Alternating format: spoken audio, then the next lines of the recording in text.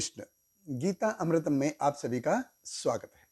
तो हम आ गए हैं भगवत गीता अध्याय 13 श्लोक क्रमांक 33।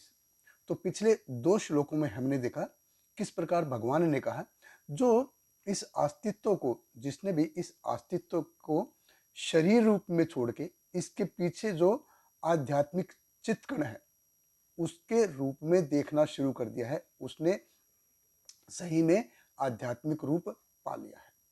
क्योंकि जो भी कुछ हमको विकार दिखाई देते हैं, जैसे पेड़ है, जानवर है, पक्षी है, जो भी कुछ विकार दिखाई देते हैं, ये सारे के सारे प्रकृति द्वारा बनाए गए हैं। असली अस्तित्व क्या है हमारा? असली अस्तित्व केवल आत्मा है। और भगवान कृष्ण कहते हैं कि जिसने इस शरीर को छोड़ के आत्मा को देखना शुरू कर दिया है उसने ब्रह्म पद को पा लिया है। और पिछले श्लोक में जैसे हमने देखा, भगवान कहते हैं कि जो शरीर कार्य करता है लेकिन जीव जो है इन सब कार्यों से दूर रहता है, भौतिक गुणों से दूर रहता है। और इसी श्रृंखला को भगवान इस श्लोक में आगे बढ़ा रहे हैं। तो भगवत गीता अध्याय 13 श्लोक क्रमांक 33 भगवान कृष्ण कहते हैं, यथा सर्वगतं सोक्ष्म्यात् आकाशं न उपलिप्यते सर्वत्र अवस्थितो देहे तथा आत्मा न उपलिप्यते। भगवान कृष्ण कहते हैं, यद्यपि आकाश सर्वव्यापी है किंतु अपनी सूक्ष्म प्रकृति के कारण किसी वस्तु से लिप्त नहीं होता। इसी तरह ब्रह्म दृष्टि में स्थित आत्मा शरीर में स्थित रहते हुए भी शरीर से लिप्त नहीं होता। देखिए भगवान कृष्ण कितनी सुंदर उपमा दे रहे हैं। भगवान कृष्ण कह रहे हैं, यथा सर्वगतम सूक्ष्मात् आकाशम। आकाश का ये सूक्ष्म रूप है। आकाश है वो अपने सूक्ष्म रूप में है और वो हर जगह व्याप्त है। ऐसी कोई जगह नहीं है जहां पे आकाश नहीं। अभी इस आकाश का कोई आदि है क्या? कोई अंत है क्या? नहीं, कोई अंत नहीं है। आकाश इतना महान है कि इसमें धरती है, जल है, सब कुछ है, लेकिन आकाश किसी से मिक्स होता है क्या? नहीं। आकाश किसी से मिक्स नहीं होता, किसी से मिलता नहीं है। आकाश में आकाश का अस्तित्व अलग है, धरती का अस्तित्व अलग है, जल का अस्तित्व अलग है, सबका अस्तित्व अलग है। उसी प्रकार से जीव का अस्तित्व अलग है और भौतिक प्रकृति का अस्तित्व अलग है। ये दोनों साथ साथ हैं लेकिन कभी एक दूसरे से मिक्स नहीं होते।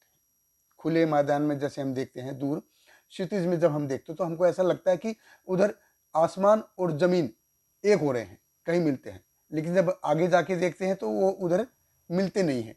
वो फिर ऐसा लगता है कि उधर जाके और दूर आगे जाके एक हो रहे हैं, लेकिन मिलते नहीं है। कि ये केवल हमारा भ्रम है। उसी प्रकार से क्या है, जीव कार्य कर रहा है। जीव कार्य कर रहा है। अब देखो जीव कैसे कार्य कर रहा है कि जैसे ISIS है, वो कितने लोगों को मार रहे हैं। अफगानिस्तान है, तालिबान है, कितना कैसे चल रहा है उनका। रशिया यूक्रेन का अभी कितना चल रहा है, कार्य कर रहे हैं ना वो। बांग्लादेश में अभी रिसेंटली कितना नरसंहार हुआ है, ये किसने, मतलब कट्टरता के कारण। तो अगर हम सोचे कि यार इन कार्यों से शरीर का कोई लेना देना नहीं है, यस, शरीर का इन कार्यों से शरीर का लेना देना है, लेकिन आत्मा का इन कार्यों से कोई लेना देना नहीं।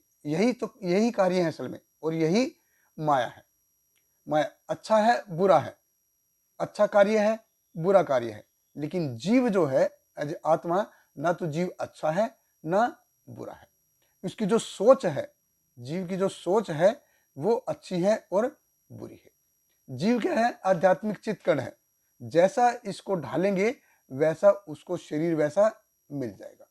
अब मिट्टी एक ही है, देखिए एक ही मिट्टी है, उसी मिट्टी से आप तोता बना सकते हो, मैना बना सकते हो, हाथी, कद्दू, सेब, मनुष्य, दुर्गा जी की मूर्ति, गणेश जी की मूर्ति, कुछ भी आप उससे बना सकते हो। जैसी घड़ंत जो हमको चाहिए वैसी घड़ंत हम उसको दे देंगे। उसी प्रकार से हम अपने संस्कारों से, जैसे अपने संस्कारों से, अपने आदतों से, अपने कर्मों से जैसी घड़ंत देंगे किसको, हमारा जो आत्मा के ऊपर सूक्ष्म आवरण है, मन, बुद्धि और अहंकार का, इसको जैसी घड़ंत देंगे वैसा ही शरीर उसको अगला मिलने वाला है और उसी प्रकार से वो कार्य करेगा। तो इसलिए भगवान कृष्ण कहते हैं कि जैसे आकाश है, आकाश के अंदर जल थल सभी कुछ है, लेकिन वो कभी मिलते नहीं, उसमें कभी विलीन नहीं। लगते हैं हमको मिल रहे हैं, लेकिन एक्चुअल में असल में मिलते नहीं। जैसे क्षितिज में आकाश में देखते हैं, दूर देखते हैं तो जमीन आसमान एक दिखते हैं, लेकिन वो मिलते नहीं है। हमको ऐसा लगता है कि एक है, लेकिन एक होता नहीं। वैसे ही जीव है, जीव कितने भी घृणित कार्य करे, जीव कितने भी अच्छे कार्य करे, किसी को लगे कि यार ये देखो कितना गंदा आदमी है, यार ये कितना अच्छा आदमी है, नहीं। मतलब व्यक्ति है, उसकी जो आदतें हैं, उसके जो कर्म है, उसकी जो घड़ंत है, वो अच्छी और बुरी है, उसकी सोच अच्छी और बुरी है। ये जानना असल में सही ज्ञान है। बहुत बहुत धन्यवाद। हरे कृष्ण। श्रील प्रभुपाद की जय। Hare Krishna, Hare Krishna, Krishna Krishna, Hare Hare, Hare Rama, Hare Rama, Rama Rama, Hare Hare.